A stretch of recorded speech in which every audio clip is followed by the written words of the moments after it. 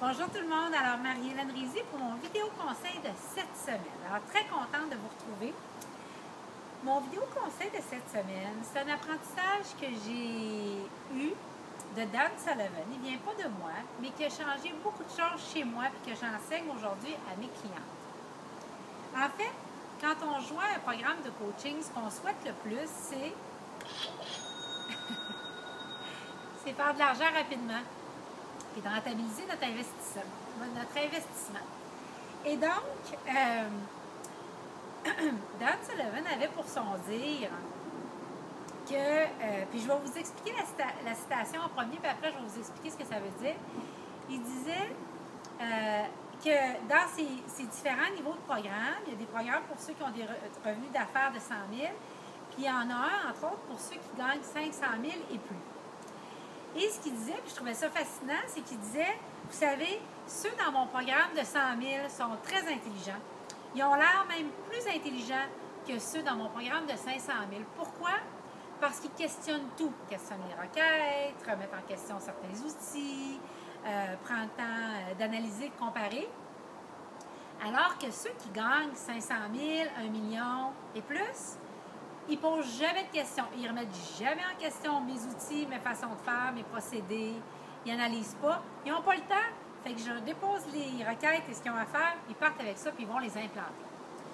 Et pourquoi je vous partage ça cette semaine? Bien, vous l'aurez compris, c'est que ce qui est important dans un programme de coaching, puisqu'aucun programme de coaching ne va jamais vous dire, moi j'en ai pas vu dans le marché, il y a un faible pourcentage dans les programmes de coaching, à moyen, dépendamment de la qualité du programme de coaching, ou parfois élevé, de gens qui vont avoir des résultats moyens ou peu de résultats. Une des premières raisons qui ressort souvent, c'est qu'ils ne sont pas totalement engagés et impliqués dans le processus. Ils ne se mettent pas tout ce qu'ils ont dans le cœur dans le processus, puis ils n'endossent pas ce qui est demandé, les outils totalement. Alors, mon conseil de cette semaine vise à vous inciter à magasiner comme il faut et beaucoup votre coach, faites votre diligence, votre due diligence qu'on dirait en anglais, avant. Mais quand vous allez choisir votre coach, allez-y, implantez, remettez pas en question les stratégies parce que votre évaluation, vous l'avez faite avant. Vous avez pris cette personne-là normalement parce qu'elle est rendue en avant de vous et elle a le succès que vous aimeriez avoir. Donc, moi, je l'ai remarqué dans mon programme, mais dans tous les programmes que j'ai participé, ceux qui avaient peu ou des résultats moyens, c'est un des premiers critères qui ressortait le plus. Alors, de grâce, faites comme ceux qui étaient dans les programmes très élevés de ce coach-là. N'ayez pas le temps de remettre en question des solutions déjà éprouvées.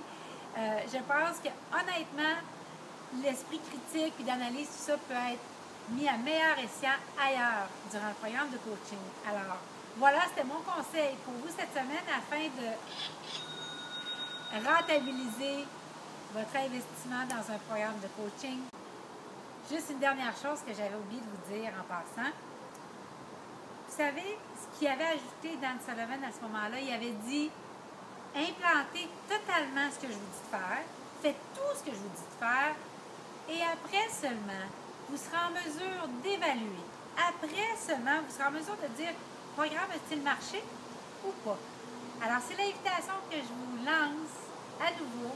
Les prochaines fois, vous prendrez un programme, ou si vous suivez déjà un programme, lancez-vous corps et âme. Après seulement, vous aurez une lecture juste à savoir si le programme fonctionnait bien ou pas. Au revoir.